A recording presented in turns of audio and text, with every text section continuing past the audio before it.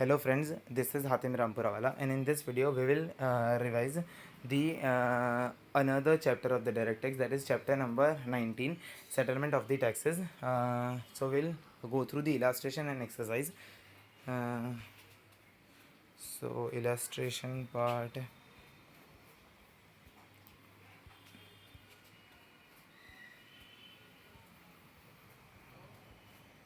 Okay, so there isn't any illustration, so we'll directly start with the exercise. So X Limited, question number 1. X Limited and the company had made an application to the settlement commission. The issue in the said application relate to the cash credit in the books of the accounts. The commission passed an order making an addition to the income on the basis of the difference in the gross profit. So what did the case is, X Limited had applied it to the settlement commission, and they had made an application relating to the cash credit in the books of accounts. This means they had produced the evidences relating to the cash credit. Okay, the settlement commission has passed an order making a difference, making an addition to the income on the basis of the difference in the gross profit rate adopted. So, and what the commission has done is, settlement commission, they had made an addition based on the difference in the gross profit rate adopted. So, which was neither an issue in an application nor the report of the commissioner of an income tax. Discuss the validity of the order of the settlement commission. Okay, so now in this case, we have to what the provision we have to keep in mind is that the settlement commission can pass an order only on the basis of the material which was available on record at the time of passing the order. So in this case, there isn't any information that they had passed, they had made an addition based on an additional evidence, additional material. So in short, and in question they have stated this also, the issue in the said application. So actually SSC had made provided the evidences for to the settlement commission for the settlement of the cases, and on that records and material and evidences basis, settlement commission has come to an another conclusion, that is another issue, that and made an addition based on that, on the made an addition to the income on the basis of the difference in the gross profit. Okay, so that was in short the material on hand, the information which was available on hand, and on that basis they have passed an order for the difference in the gross profit rate adopted. So the conclusion over here would be that the settlement commission can the settlement the question they have asked is, discuss the validity of the order. So the order of the settlement commission is valid in this case, but if it has been, if it would have been stated in the question that if it relates, if the settlement commission has made an addition based on an additional information somewhat, if they would have mentioned in the question, so in that case it would have been invalid. So a record, the settlement commission can pass an order on the basis of the material and evidences which was only available on record at that moment with him. So in this case though, it is valid order.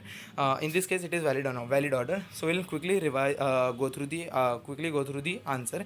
The issue under the consideration is whether the settlement commission can pass an order making an addition to the income on the basis of the difference in the gross profit rate adopted, which was neither an issue in the application nor in the report of the Commissioner of the Income Tax Act. So it wasn't any issue, but then settlement commission has made an order for an addition.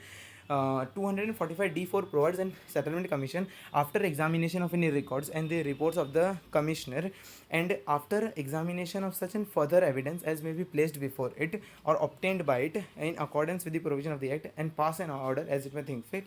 So it is they have stated that only, that can further evidence may be placed before it or obtained by it in accordance with the provision. Further, 245 d5 provides that the material bought on the records by the settlement commission shall be considered. So what all material which have been bought on a record, it shall be considered for decision making purpose by the member of the concerned bench before passing of an order. So that will be considered. Consideration meaning, so this is just a meaning of consideration they are given. We will read quickly. Consideration means independent examination of an evidence and the material bought on the records before the settlement commission by the member of the application on of the mind thereto, with a view to independently assess the material and evidences. Therefore adduced by the application or by the commissioner and came to the conclusion by themselves. Okay, this is not as such important. This view has been upheld in Supreme Agro Food Income Tax Settlement Commission 2013. The Settlement Commission therefore has to consider the material bought and the record before it, and the consideration by an consideration means independent examination of any records in the material on record. So the important line is that that settlement commission therefore has to consider the material bought on the record before it, and the consideration of an independent examination of the material evidence on record. So in this case, conclusion, since the material was available before the settlement commission and such a material has been taken into consideration, that material was available, and that material has been taken into consideration for returning to findings which is relevant for the determination of an undisclosed income, the addition made on the basis of the difference in the gross profit rate adopted is justified. Therefore the order of the settlement commission is valid. Perfect. We are done with the question number 1. How many questions are there in all in this? There are in all 8 questions. Okay, we'll quickly go through all of them. Question number 2. On an application made by Mr. Pandey, an order was passed by the Settlement Commission on 3/1/2020. Application was made by Pandey on an order passed by the Settlement Commission on 3/1/2020. 45D. The said order was made apparent on had a mistake apparent on record. The Settlement Commission suo motu passed an amendment order dated 30/7/2017, which resulted in modifying the liability of Mr. Pandey. Modifying the liability. Mr. Pandey is of the view that the order of the Settlement Commission is final and conclusive and has no power to rectify the said mistake. You are required to examine the following. First, correctness of the claim made by Mr. Pandey under 245.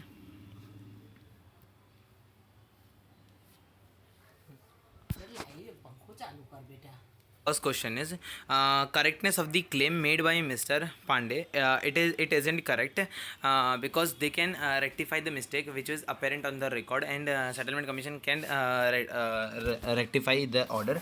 Under section 245F, the settlement commission has been conferred with all the powers which have been vested by the income tax authority under the act. Section 154 of the income tax authority has the power to amend any order passed by it in an has an power to amend the order passed by it in order to rectify the mistake apparent from the record. If it is apparent, we can record. Settlement commission can rectify. Therefore the settlement commission has the power to amend the order to rectify any mistake apparent from the record is embedded under section 245F1. Further, in order to rectify the correct in order to reflect the correct intention of the legislature, section 245D 6B specifically provides that the settlement commission may at any time within the period of 6 months from the end of the month, till what period the commission this rectification can be made.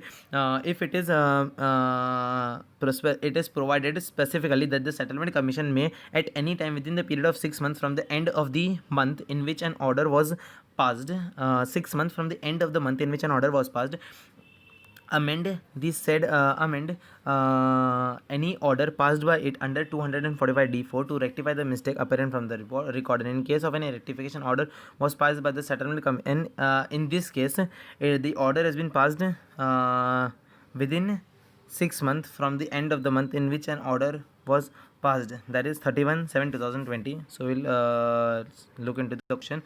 The settlement commission has passed an order on earlier order was passed on 3/1/2020. From end of that month, that is after January, we have to count from February 6 month, February, March, April, May, June, July means 31st July, and this amendment has been made on 37, so it is a valid amendment. And the second question they have asked is validity of an order amended by the settlement commission. Validity of an order amended by the settlement commission, it is valid. In order, validity of the order. Okay, validity of an order amended by this. Actually, in this Mr. Pandey was the additions have been made in this. So before any addition, settlement commission had to ensure that they had given an opportunity of being heard to the assessee, and these provisions are stated. So we'll read the second answer. In this case, the rectification has the effect of modifying the rectification which has been done has an effect of modifying the liability of Mr. Pandey. Therefore, as per the second provision of 245D 6B, the settlement commission before passing the amendment order should have given whenever there is an amendment and it result into an increase in the liability and the part of an assessee. What a settlement commission should do is should have first given an notice to the applicant and the principal CIT and an intention to make an amendment. So settlement commission will give a notice to the applicant also and the principal CIT and allow the applicant and the principal CIT an opportunity of being heard. So simply they will give first notice and then they will give an opportunity of being heard. If these conditions are fulfilled, the order or the order amended by the settlement commission would be a valid order. It would be a valid order if this condition are satisfied. Since the amendment order is passed by the settlement commission within the time limit permitted of 6 months, as it was passed on 37 and the due date was 31/7 from the end of the month in which an original order was passed, it is a valid. And however, if the settlement commission had not given the notice of his intention to make such amendment, even though this was as stated in the first point, is within the time limit, but they haven't given any notice, have not given the notice of an intention to make such amendment, or has not allowed an application opportunity of being heard, then the amendment order passed by it will not be valid. So for validity, all the conditions should be satisfied. That is, the amendment should have been made within the prescribed time as well, and the opportunity and the notice also should be provided, and opportunity also should have been given. Question number 3. So question number 2 is done. Question number 3. Seizure were made from the Mr. Sundar pursuant to the search conducted in his premises. So seizure were made as a result of the search. He filed an applicant for the settlement commission by claiming to have received an amount by way of any loan from the several persons. The settlement commission accepted his statement and made an order. The CBI, however, conducted inquiry at the instance of the revenue regarding the claimed amount of the loan and opinioned that the alleged lender had no means of financial capacity to advance such a huge loan. So they had made an investigation. So what Sundar has said that this is the loans that this amount all amount are the loan from the several persons. Actually, the amount received are by way of any loans from the several persons. So the CBI had inquired into the matter and conducted an inquiry at the instance of the revenue regarding the claimed amount of a loan which Assisi was claiming it as a loan, and opinion that the alleged lender and no means of any financial capacity. So there aren't any lender with such a financial capacity to advance such a huge loan to Mr. Sundar, and were mere a name lender only. So they are not an actual lender. They were just a forged lenders, just a name lender, and not a real person. The commissioner filed an application. So what commissioner has done? The commissioner has filed an application under 245D 6, praying for an order to declare void and declare the settlement commission order as void and for the withdrawal of the benefit granted. Mr. Sundar, however, contended that the order of the settlement commission was final and any fresh analysis would amount to citing in judgment over an earlier decision for which a settlement commission was not empowered. Discuss the correctness of Sundar. Of course, Mr. Sundar is not correct, because in this case the order is valid only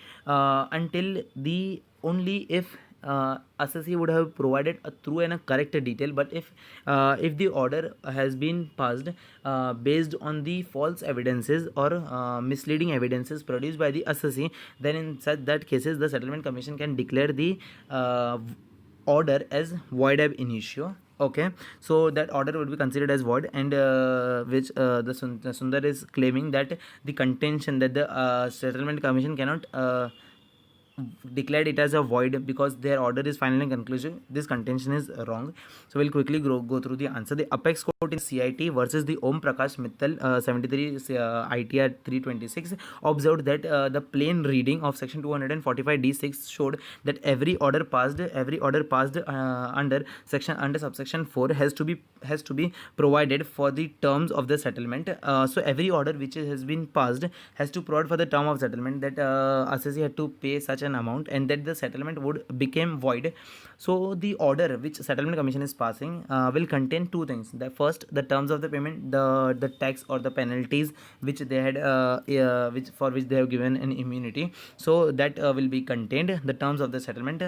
And second, the settlement would become void if the subsequently found by the settlement commission that it has obtained by the fraud or misrepresentation of the fact. The decision the decision the decision that the order has been the decision that the order has been obtained by the fraud or misrepresentation of the fact is that the settlement commission. However, there are no such requirement that the action to be initiated by the settlement commission suo motu. The revenue can move the settlement commission for the decision on an issue if it has the revenue can move the settlement commission for the decision on an issue if it has material to show that the order was obtained by the fraud or misrepresentation of the fact. So the revenue can also refer in this. They have just said that it is not necessary that a settlement commission should only find that it was, or that the order was by fraud or misrepresentation. Fraud order was passed as a result of the fraud or misrepresentation by the associate, but the revenue can also move to the settlement commission that the order has been passed, that the order has been obtained by the fraud or misrepresentation of the fact, and based on that the settlement commission can declare the order as void. The Supreme Court observed that the foundation for the settlement is an application which an assessee can file at any stage of an case relating to him in such a form and manner as may be prescribed. The fundamental requirement of an application under 245 is that to be full and through disclosure. Mainly the fundamental requirement for obtaining the settlement is that only that he had to provide a true and a fair disclosure of an income along with a manner of deriving such an income and asset. So in that case, by seeing the genuineness no, but seeing the we can say genuineness, that he is declaring a true and correct detail of all the manner and the source of the income. So settlement commission can provide an immunity for the penalty and prosecution if he is coming by his own for the settlement. That is if an order is obtained by the fraud or misrepresentation of the fact, it cannot be said that there is a full and true disclosure, and therefore the legislature has prescribed the condition containing the declaration of an order as void when it is obtained by fraud. So it is provided in legislation itself that if the order is by fraud or misrepresentation of the fact, it will be declared as void. The Supreme Court held that merely because 245I provides that an order of the settlement is conclusive, it does not make away the power of the settlement commission. It does not take away the power of the settlement commission to decide whether the settlement commission has been whether the settlement order has been obtained by the fraud or misrepresentation of the fact. If the commissioner is able to establish that the earlier decision was void because of the, if the commissioner is able to identify that the earlier order was is void because of the misrepresentation of the fact, then in that cases and then it can be open for the settlement to decide for the issue. Then settlement can again decide to declare the order as void. It cannot be called by any stretch of an imagination to be reviewed or review of the earlier judgment. It is not a review of the earlier judgment or the subsequent bench citing in appeal over the earlier bench decision. It is not okay one bench is overriding another bench decision or just reviewing, but it is that they are declaring that order as void because it was passed on the basis of false representation or misrepresentation of the fact. Mr. Sundar contention is therefore not correct. Question number 4. Does the settlement commission have the power to reduce or waive the interest leviable under section 234 A, B and C of the Income Tax Act? No, they cannot waive. Discuss. Answer. The matter concerning the power of the settlement commission to reduce or the waive chargeable under 234 A, B and C has been filed by the commissioner, has been settled by the Supreme Court, CIT Anjum MH 2001.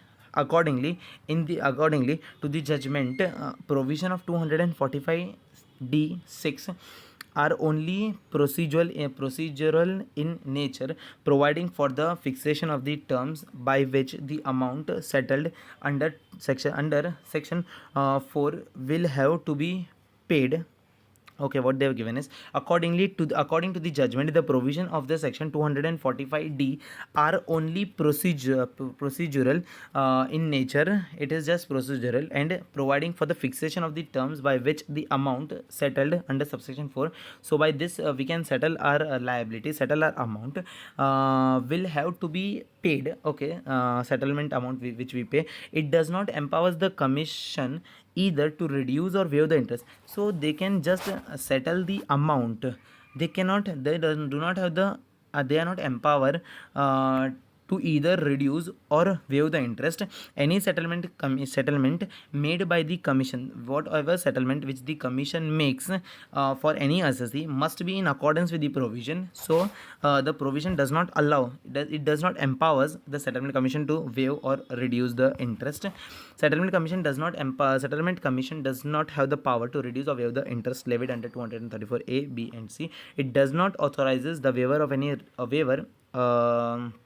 Does not authorizes the waiver or deduction of any tax. The levy of interest under 234 A, B and C is mandatory in nature, and therefore any settlement, it is mandatory 234 A, B and C, and must include the interest under these section. However, as per the provisions of 245 F, the settlement commission shall have all the powers which were vested in the income tax authorities. Therefore, the settlement commission can grant a relief from the aforesaid interest to the extent of the power given wide circular of CBDT under section 119. So this settlement commission also have the power vested.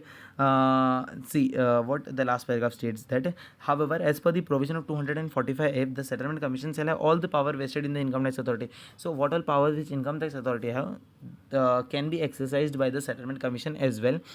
It is provided in 245F. So now if in general, if we can see that a settlement income tax authority have the power to reduce or waive the interest by passing an order under 119. So in this case, settlement commission can also provide the relief, but in general, before passing any order or providing any relief under by providing an without passing any order under 119, without passing any order under 119, settlement commission do not have the power to reduce or waive the interest, but as they are also vested with the power of the income tax authority. Therefore, the settlement commission, the last two line, the settlement commission can also grant relief from the said interest. They can grant relief because of that power to the extent of the power given wide circular 100 CBDT to the CBDT under 119. Question number 5. Does the settlement commission have jurisdiction to entertain and does the settlement commission have the jurisdiction to entertain an application made under 245C in respect of any cases covered by chapter it is 14b, any cases of the chapter? Means the question is stating that whether in search and seizure case also we can move towards the settlement commission. Yes, we can. In the search and seizure case, the assess once the search is completed, the AO what AO does is issues the notice under 153A and C. So what is the basic condition of the settlement is one, there are two conditions that the case, the proceedings should have been pending. So in the search case, if we go by the question, so in the seizure case, the notice should have been issued under 153A and C, and assessee should have and the second condition is assessor should have cooperated, that is he would have provided full and through disclosure of the facts and had paid an additional sum, and generally the sum amount is 10 lakh rupees, which he has to pay additional sum of 10 lakh rupees, but in such cases it is 50 lakh rupees. So basic minimum amount of the tax or the sum which assessee would be paying in case of the settlement, in case of the search, is 50 lakh rupees. So we will quickly read the answer solution, then we will read the question part B and part B's answer. So first part A answer, section 245A subsection B defines the term case to mean any proceedings for the assessment under the act of any person in respect of any assessment year or the years which is pending. So the case means the assessment the case in respect of any assessment year or years which is pending before the assessing officer on the date on which an application is made to the settlement commission. Such cases are eligible for the settlement through the settlement commission. Okay, such cases can be settled. Explanation to section 245B 245A clause B provides that in case of any person referred to in 153A and C, proceedings for the assessment or the reassessment shall be deemed to have been commenced on the date of the issue of the notice initiation of any proceedings for an assessment under 53A and C, and concluded on the date on which an assessment is made. And concluded, okay, it is initiation is this and concluded on the date on which an assessment is made. So assessment start and when it is concluded it is done. During this the application during this period from the start till it is concluded, during this period the application for the settlement for the case should be filed by the assessee, that is before the final order has been passed, means during this period they have to file a case to the they have to go before the settlement commission for the settlement. Further, section 245C provides that the application before the settlement commission in case falling under A and C can be made where an additional amount of income tax payable by on the income disclosed. So this 50 lakh is the tax amount. So additional amount of the income tax payable on the income disclosed in the application. So the application which assessee gives to the settlement commission for the settlement, in this on that income, all income, the minimum tax, the additional tax should be, and additional income tax payable on the additional income disclosed in the application exceed 50 lakh rupees in respect of the taxpayer who is subject matter of the search, and 10 lakh rupees in respect of an entity related to the taxpayer who are also subject matter of the search, to the other entity who are subject matter of the search, to them the amount would be 10 lakh rupees. Moreover, such an tax and the interest thereon which would have been payable had such a sum been disclosed in the return of income before the assessing officer on the date of the application, should be paid on or before the date of making an application. What they have given in last paragraph is, moreover such a tax and the interest thereon, this which they have said 50 lakh and 10 lakh, such an tax and the interest which would have been payable had such a sum being disclosed in the return before the assessing officer on the date of the application, should be paid on or before the date of making an application. Okay, this sum should have been paid actually before making an application, and along with an application he should provide a proof of that payment, that the additional income tax had already been paid. It is not that that tax liability will come in addition to 50 lakh or in addition to 10 lakh. This amount is the minimum which they have to pay for applying to the settlement, in short. So it has to be paid before making an application. Further, the proof of such a payment should be attached to the applicant. And the second question, which they have asked is, discuss whether the power of the settlement commission to grant an immunity from the prosecution and penalty. Yeah, they can grant a penalty and prosecution, subjected to the conditions that the assessee should have been corporated, and they had given a true and full disclosure of the fact. So they will a certain commission will grant these what we can say, immunity. So we'll quickly read through the go through the answer. The power of the settlement commission to grant the immunity from the prosecution and the penalty is provided in section 245H. In respect of any application made on or after 1st June 2007, the settlement commission has the power to grant the immunity. So the settlement commission, first it is the granting of any immunity and the from the penalty and prosecution is given under 245H. Section is 245H. And in respect of any application made on or after 1st June 2007, the settlement commission has the power to grant the immunity from the prosecution.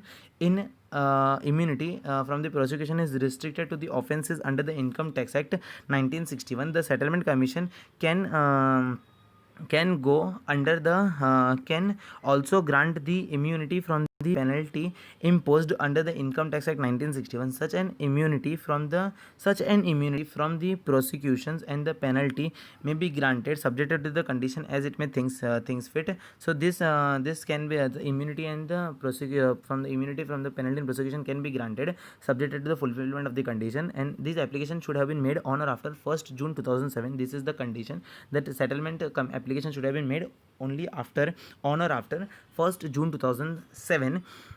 However, the settlement commission can grant an immunity only if the person who had made an application had corporated. First condition is corporated with the settlement commission, has made and had made a full and true disclosure of his income. Second is they had made full and true disclosure of income and the manner in which it is derived. Further, the settlement commission, while granting of any immunity to any person from the prosecution, shall record the reasons in writing in order passed by it. So they will record the reasons in the order which has been passed, record the reasons in writing in the order passed by it.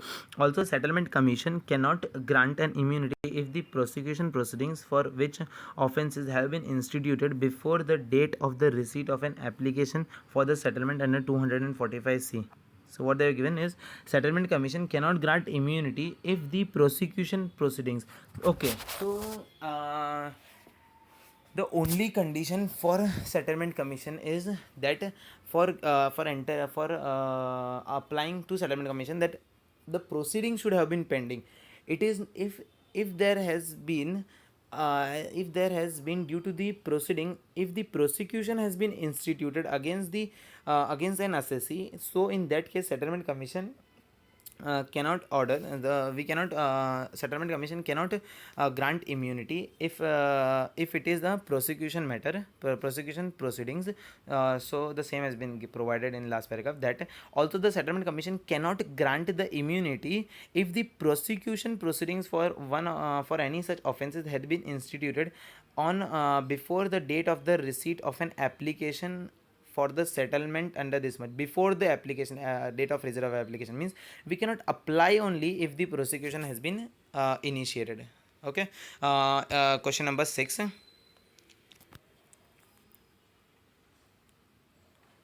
Question number 6.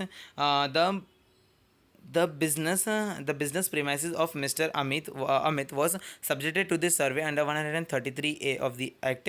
There were some incriminating material found at the time of the survey. The assessee apparent reopening of the assessment of the earlier years. Okay, assessee apparent reopening of an assessment of the earlier years. He wants to know whether he can approach the settlement commission. So just on the basis of the survey, he appearance reopening of the earlier year, so he cannot approach until and unless the notice has been he had received any notice for any of the earlier assessment year under 148 for 147 they had received notice under 148. So explain briefly the basic condition to be satisfied and the benefits that can be that may be accrued to Mr. Amit by approaching the settlement commission. So if they had received a notice, so that is the proceedings has been started, in that case they can apply to the settlement commission, but before that they cannot.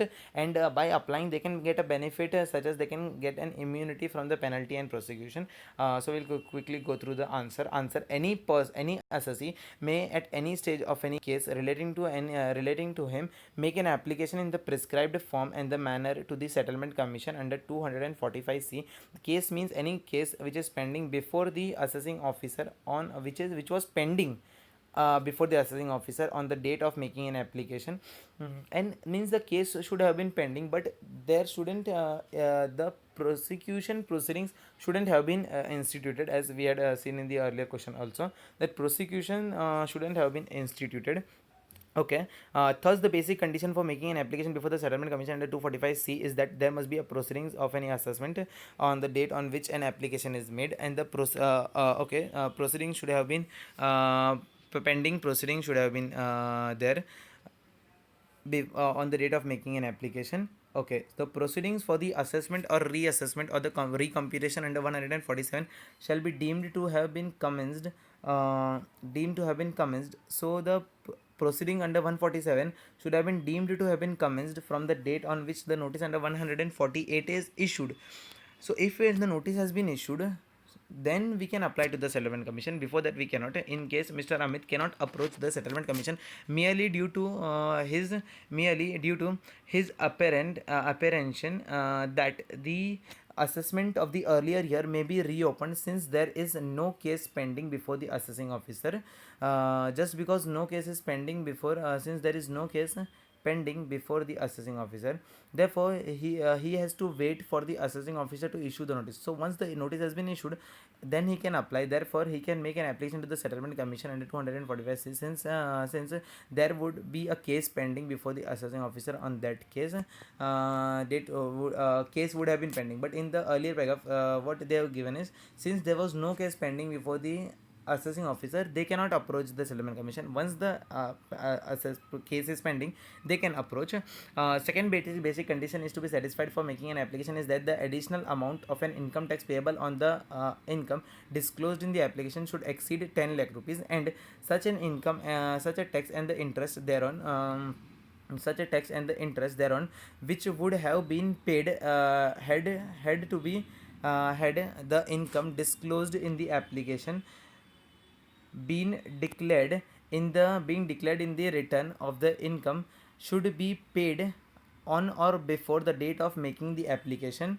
So this 10 lakh rupees should be paid on or before the making of an application, and the proof of such payment shall be attached to the application. If the settlement commission is satisfied that Mr. Amit has cooperated in the proceedings and had made a true and full disclosure of his income and the manner in which such income is derived, it may, subjected to the condition as it may thinks fit, grant to Mr. Amit immunity from the prosecution of an offences under the Income Tax Act 1961, where the proceedings for such a prosecutions are pending. So if they had cooperated also, if they had if once they had made a valid application, and after that they had cooperated also with the settlement commission and made a true and fair disclosure also, so in that case subjected to the condition as it may thinks fit, settlement commission may grant to Mr. Amit an immunity from the prosecution of any offences under the Income Tax Act 1961, where the proceedings for such a prosecution have been instituted on or after the date of the receipt of an application. It shouldn't be before, it should be after, and which proceedings for such an prosecution have been instituted on or after the date of an application under 245C, and the immunity from the immunity from the imposition of any penalty under the Income Tax Act, either whole or the part, in respect to the case covered by the settlement. This is the benefit that may accrue to Mr. Amit if he had approached the settlement commission. So this is the benefit which the Mr. Amit can get. Where the notice under 148 is issued, where the notice under 148 is issued for an assessment year, the proceedings under 147 shall be deemed to have been commenced on the date of the issue of the notice, and the assessee can approach the settlement commission for any other assessment year as well, which even if the notice under 148 for for such another assessment year has not been issued. So even though for a particular assessment year the notice has been issued under 148, so for other assessment year also he can approach the settlement commission. For other assessment year also he can approach the settlement commission under 148. So it is given even the notice under 148 for such an assessment has not been issued, so for he can apply to the settlement for the other assessment year as well, even though for that assessment year one notice under 148 has not been issued but could have been issued, so it can be issued but it isn't issued. For that also they can approach the settlement commission if for any one particular assessment year notice under 148 has been received. However, a return of an income for such an assessment year for which we are applying to the settlement commission, for that assessment year return should have been furnished under section 139 or the response to the notice under 142. So either assessee would have been responded to notice under 142 and or the return should have been filed. So in both case, if the return has been filed under 139, so he can approach the settlement commission even before receipt of any notice before receipt of any notice under 148 for other assessment year.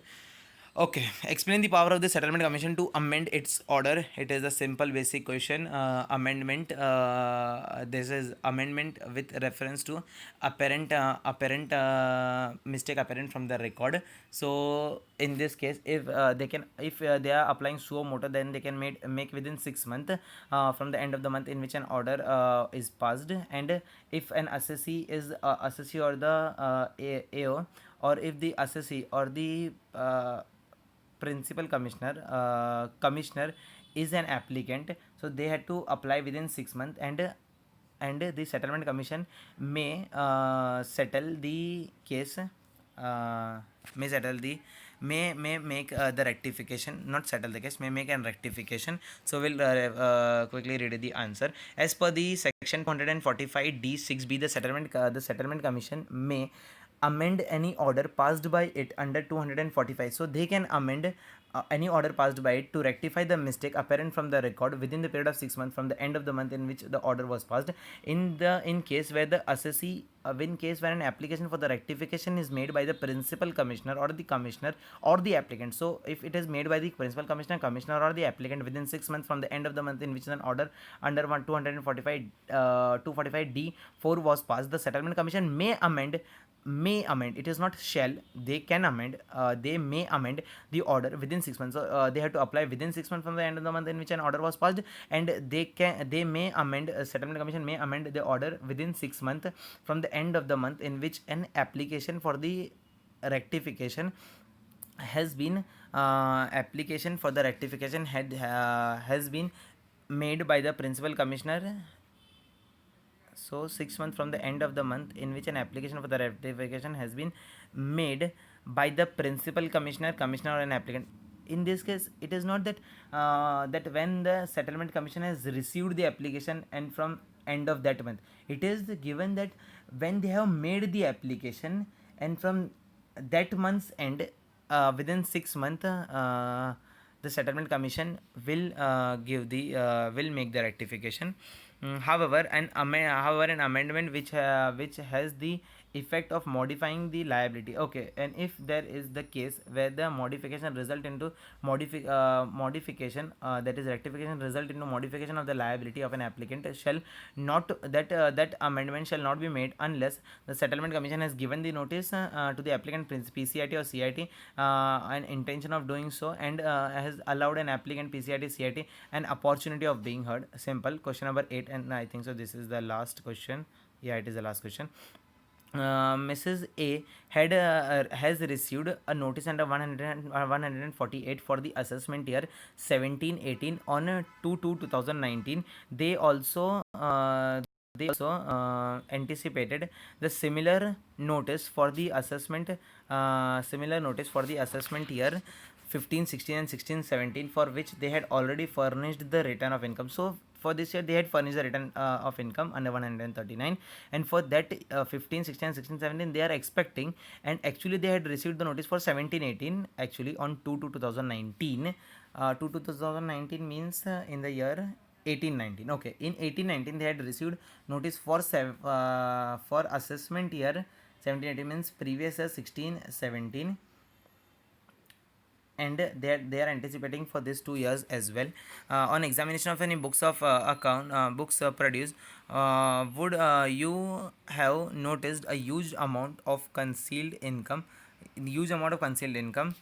As a consultant, what is your advice? As a consultant, so as a consultant, what we will consult is that they can approach the settlement commission for that previous year as well, so that they can be saved from the penalty and prosecution which can be levied in case of an appeal and any other proceedings and prosecutions. They can be they would be get relieved from, so that so for that they can approach the settlement commission as per 245 c. An assessee may at any stage of a case relating to him may make an application in the prescribed form and the manner to the settlement commission. Case means the case which is pending before the assessing officer on the date of making an application. On the date of making an application, the case should be pending. The proceedings for the proceedings for the assessment the proceedings for the assessment or the reassessment or recomputation under 147 is deemed to have been commenced from the date on which 148 is received notice under 148. So where the notice under 148 is issued for the assessment year, the proceedings under 147 shall be deemed to have been commenced once the notice has been issued. So we can say that proceedings have been initiated under 147, and we can say that section 147 shall be deemed have been commenced on the date on which an issue of such a notice under 148, and the assessee can approach the settlement commission for the other assessment year as well, even if the notice under 148 for such an other assessment year have not been issued. But for that other assessment notice has not been issued, but they can approach, but could have been issued on that date. However, a return of income for such an earlier assessment year would have been furnished under 139 or in response to the notice under 142.